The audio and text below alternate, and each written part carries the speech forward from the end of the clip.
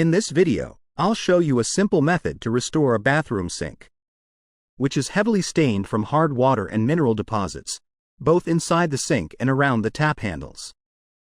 You will need concentrated bleach or thick bleach and an empty spray bottle.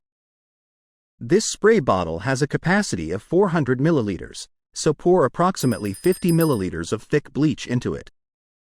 Then, fill the bottle up to 3/4 full with water. Shake the bottle well to thoroughly mix the bleach with the water, achieving a ratio of approximately 1 cup of thick bleach to 5 cups of water. Spray the entire sink, including the faucet and around tap handles, ensuring that the surface is thoroughly covered with the bleach and water mixture. Allow the mixture to sit for 15 minutes to activate its cleaning properties and disinfect the surface. Use a scrubbing brush, sponge, or cloth to lightly scrub the sink basin and the areas you wish to clean. Look how easy it is to clean away these stubborn hard water deposits that I couldn't remove with any other commercial products. Using a simple and inexpensive mixture is breaking down all the mineral deposits with minimal effort.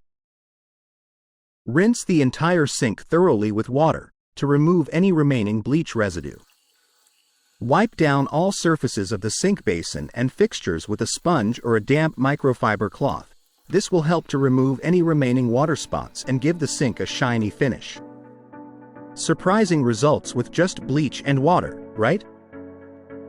Give this method a try and watch those tough stains disappear from your bathroom sink. Share your experience in the comments section, as I'd love to hear how it worked for you. If you liked this video and found it helpful, give it a thumbs up and share this video with your friends by tapping the share button. Make sure to subscribe to my channel for more detailed video tutorials. Thanks for watching. If you have any questions, please leave them in the comments below.